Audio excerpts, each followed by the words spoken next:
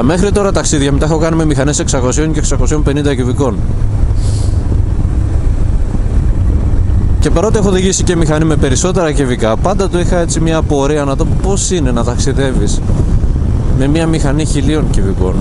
Έτσι, touring φάση,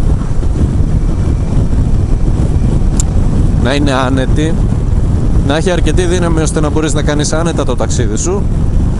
Κάτι σαν αυτό.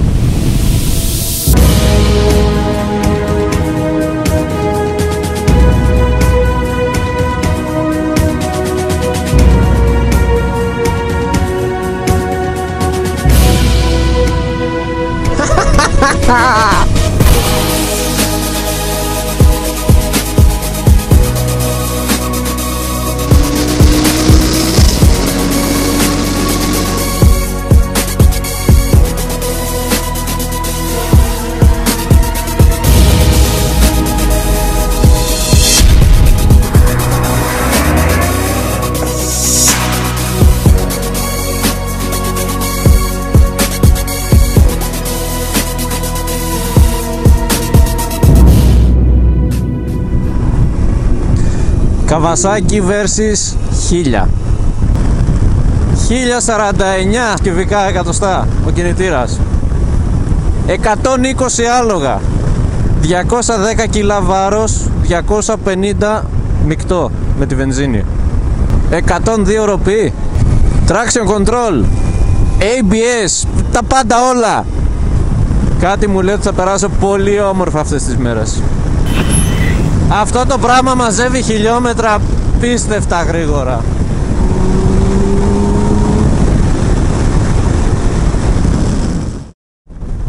Ανεβαίνοντας πάνω στη Versys αντικρίζεις αυτό.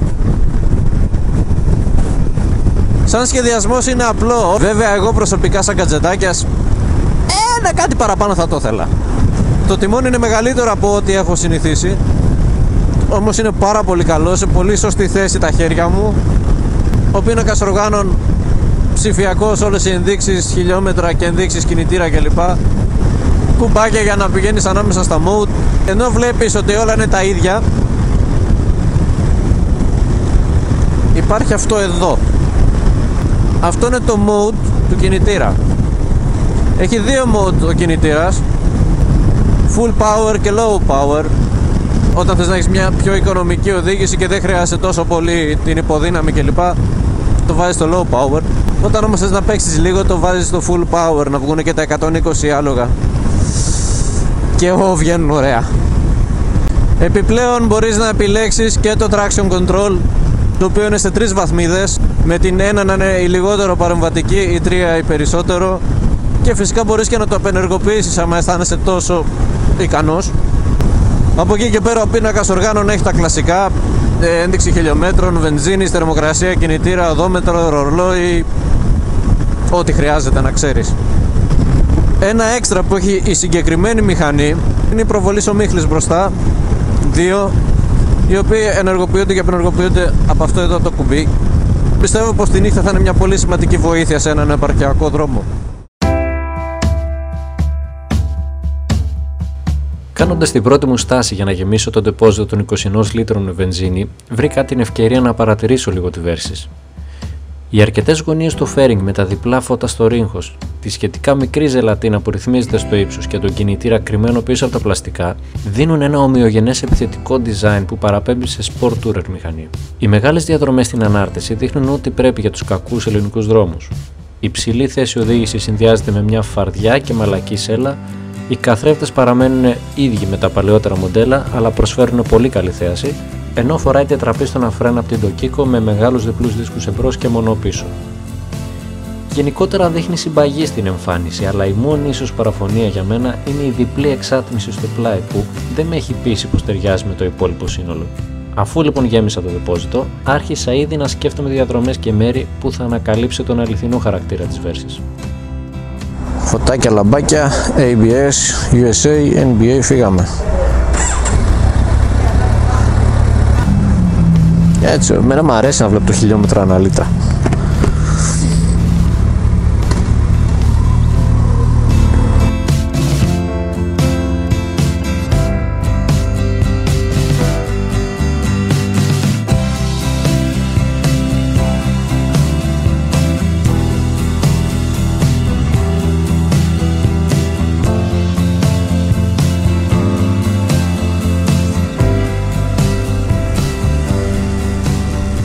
Έτσι θα ήθελα να δω μέσα στην πόλη πώς συμπεριφέρεται η μηχανή. 1000 κυβικά και πόλη είναι δύο έννοιες που συνήθως τρομάζουν, δεν μπορεί κάποιος να τη συνδέσει εύκολα.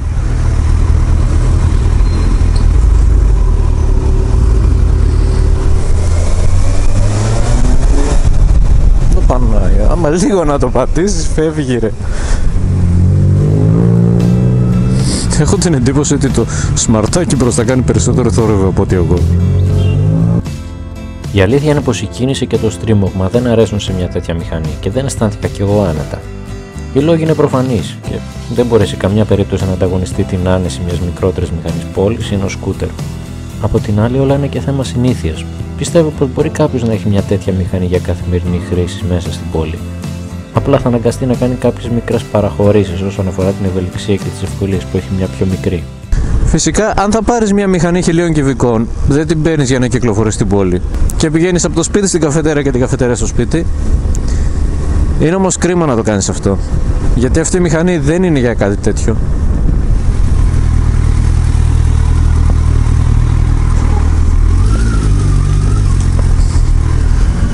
Αυτή η μηχανή είναι για εκδρομές και ανοιχτό δρόμο.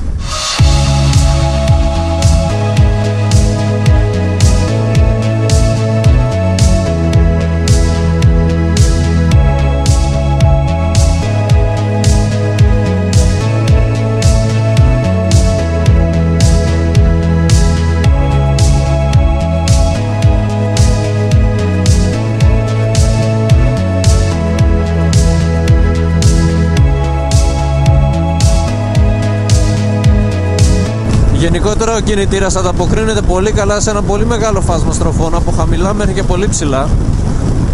Μέχρι τις 3-4 χιλιάδες στροφές είχε έναν αρκετά πολιτισμένο χαρακτήρα και ο θόρυβος της μηχανής είναι απαλός, δεν είναι κάτι το πολύ έντονο.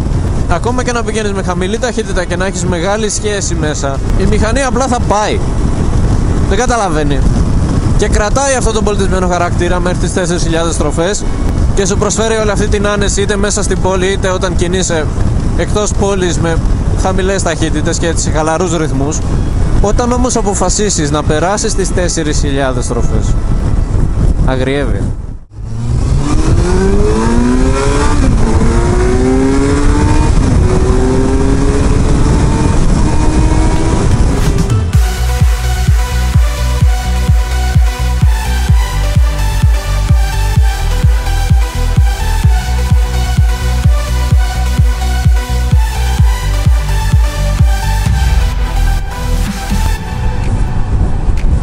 Εν τω μεταξύ και τα φρένα είναι αρκετά αποτελεσματικά.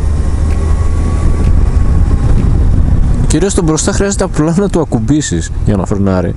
Κάτι το οποίο μου έχει πάρει λίγη ώρα για να το συνηθίσω. Την εναλλαγή από πρώτη σε Δευτέρα πραγματικά δεν την καταλαβαίνεις καθόλου. Απλά θυμάσαι ότι έκανες το πόδι σου κάπως και πήγες από τη μία ταχύτητα στην άλλη. Δεν καταλαβαίνεις καμία αντίσταση, τίποτα πουθενά. Γενικά έχει πάρα πολύ μαλακό κυβότιο. Πάντως όσον αφορά τον αέρα, τώρα που κινήθηκα και με πιο μεγάλη ταχύτητα στην Εθνική Οδό, μπορώ να πω πως μια λίγο πιο ψηλή ζελατίνα με κάποια κλίση ή κάποιο φρυδάκι ίσως να βοήθησε λίγο περισσότερο τα πράγματα εδώ πάνω.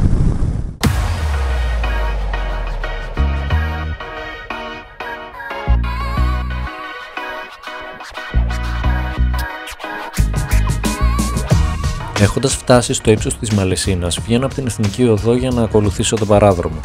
Για πρώτη μέρα ήθελα να οδηγήσω τη Versys περισσότερο στο επαρχιακό οδικό δίκτυο και σε διαδρομές σχετικά εύκολες που ήδη γνώριζα, ώστε να έχω τον απαραίτητο χρόνο να την μάθω περισσότερο, το πώς συμπεριφέρεται στις στροφές, το πώς φρενάρει, τον τρόπο που πατάει πάνω σε αυτούς τους υπέροχους ελληνικούς δρόμους. Από τις πρώτες κιόλας στροφές κατάλαβα πως η ροπή που βγάζει ο κινητήρας από τις μόλις 2.500 στροφές ήταν υπεραρκετή για να κινηθώ άνετα και γρήγορα χωρίς να χρειαστεί να πιέσω τον κινητήρα ή να κάνω συχνές αλλαγές στις ταχύτητες. Και παρά τον όγκο και το βάρος της, μπορούσα να μπω στις στροφές χωρίς ιδιαίτερο δισταγμό, αλλά πάντα με προσοχή. Σίγουρα το βαρδί τιμόνι και η θέση των ποδιών στο deposit έπαιξαν σημαντικό ρόλο στην άνεση του χειρισμού της μηχανής, κάνοντας τη Versys πολύ ευχάριστη στις στροφές. Πολύ καλή εντύπωση επίσης μου έκανε και η ανάρτηση, η οποία παρεμπιπτόντως είναι και ρυθμιζόμενη, αφού απορροφούσε εύκολα τις ανομαλίες και το κακό σε ορισμένα σημεία οδόστρωμα. σε συνδυασμό με τη μαλακή σέλα, μπορώ να πω πως ένιωσα εξαιρετικά άνετα, χωρίς να κουραστώ. Λίγο μετά τα διόδια της Τραγάνας ξαναμπήκα στην Εθνική Οδό για να συνεχίσω την πορεία μου μέχρι τα Καμένα Βούρλα, όπου και θα διανυκτέρευα. Όπως βλέπετε έχουμε φτάσει στα Καμένα Βούρλα. Μέχρι τώρα έχει βγάλει εξαιρετικά άνετα αυτή τη διαδρομή αυτή η μηχανή.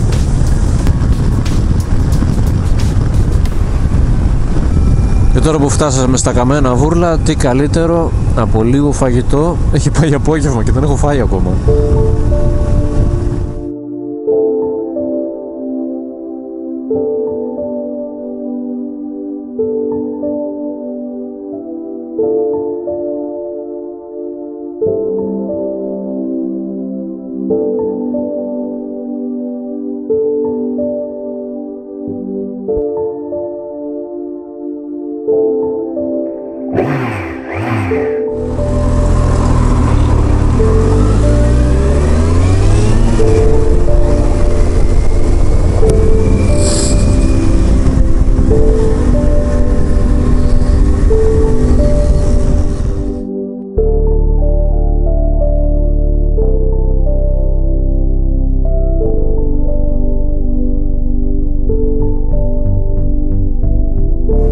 Και μετά το υπέροχο καφεδάκι θα προσπαθήσω να πάω κάπου εκεί πάνω.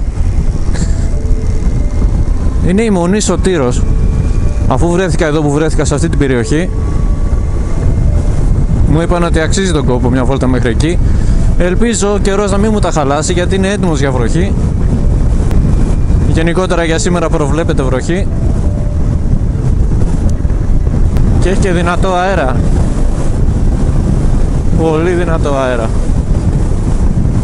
Θα είναι και μια ωραία δοκιμασία για τη μηχανή, γιατί ο συγκεκριμένος δρόμος έχει, οπότε μου είπαν, αρκετές φουρκέτες και δύσκολες και απότομες στροφές, οπότε εκεί το βάρος θα είναι κάτι το οποίο ελπίζω να μην μου δημιουργήσει πρόβλημα. Λοιπόν, ξέρω στο περίπου που είναι, δεν έχω GPS κάτι, δεν έχω βάλει κάτι, ούτως ή άλλως και που το βάζω τι καταφέρνω κάθε φορά. Ξέρω στο περίπου. Εδώ που λέει Ιερά Μονή Μεταμόρφωσης είναι εκεί δίπλα. Οπότε λογικά καλά πάμε από εδώ. Είναι εδώ πάνω. Για να δούμε.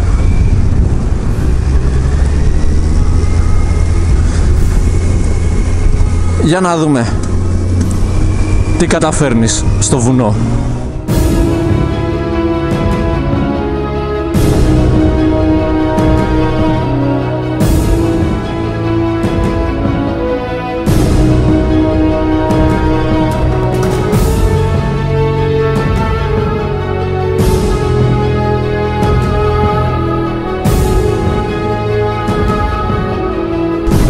Ευκολάκι.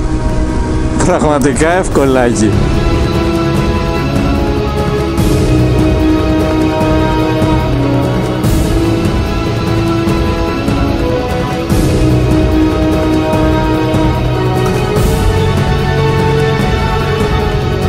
Και παίζεις, κάνεις ό,τι θες, άκου.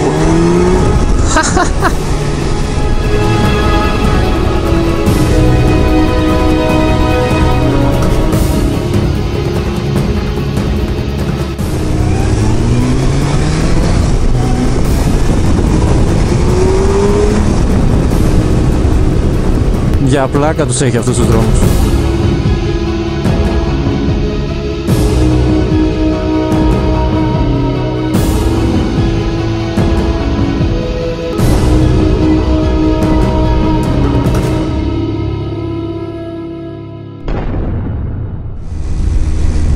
Εδώ είναι.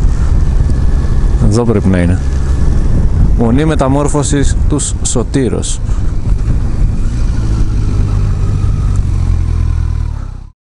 Καλύτερα να αρχίσω να κατεβαίνω, γιατί ο καιρός έχει αγριέψει λιγάκι. Το ετοιμάζει τώρα που να είναι. Η θέση οδήγησης είναι άψογη πραγματικά. Κάθεσαι σαν να είσαι στην πολυθρόνα σου. Ο συνεπιβάτης έχει στη διάθεσή του μία σέλα αρκετά αναπαυτική, όπως δείχνει, γιατί είναι και αρκετά φαρδιά και αρκετά μαλακή. Και είναι κάτι το οποίο, να πω την αλήθεια, το περίμενα. Αξίζει να έρθετε μια βόλτα προς τα δω. Πραγματικά. Παρότι είναι μια εξαιρετική μηχανή, Δεν πάβει να είναι 1000 κυβικά. Δεν μπορείς να οδηγάς για παράδειγμα ένα σκουτεράκι 50 κυβικών ή 125 και ξαφνικά να πεις θα πάρω μηχανή για να πάρεις 1000 κυβικά. Πολύ καλός χειρισμός, πολύ καλά φρένα, δυνατή μηχανή, αλλά πάνω απ' όλα σεβασμός. Για να οδηγήσεις μια τέτοια μηχανή χρειάζεται εμπειρία, χρειάζεται αυτοπεποίθηση πάνω απ' όλα και χρειάζεται λίγο σύνεση. Αν τα έχεις αυτά τα τρία, τότε είναι μια εξαιρετική επιλογή ανάμεσα σε πολλές. Και επίσης για να αποκτήσεις αυτή εδώ τη μηχανή χρειάζονται 14.300 ευρώ.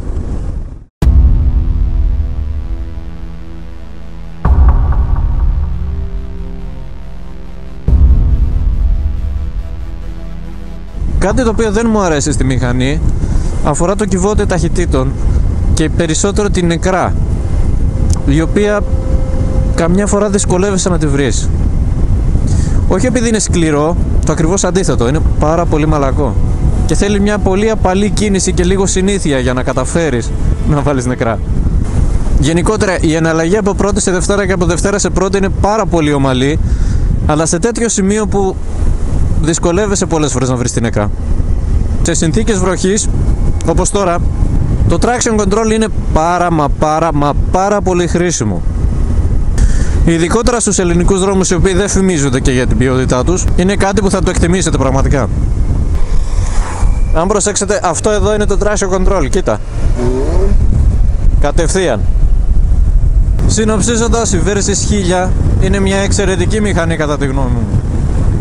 Είναι μια μηχανή η οποία κινείται απίστευτα εύκολα εκτός πόλης, εντός της χιλιόμετρα και τα καταπίνει. Κινείται με σχετική ευκολία και εντός πόλης. Είναι μια μηχανή με δύναμη, την οποία βγάζει γραμμικά, οπότε δύσκολα θα προβληματίσει τον αναβάτη αν αυτός δεν το ζητήσει. Έχει μια εξαιρετική πραγματικά θέση οδήγησης. Είναι σαν να κάθεσαι στην πολυθρόνα σου με δύο ρόδες από κάτω. Εγώ προσωπικά στα ταξίδια που την πήγα αυτές τις λίγες μέρες δεν κουράστηκα καθόλου. Και αν η Kawasaki έψαχνε να φτιάξει μια sport touring μηχανή με την οποία θα μπορείς να κινηθείς πολύ εύκολα και πολύ γρήγορα όταν εσύ το ζητήσεις, νομίζω ότι το πέτυχε.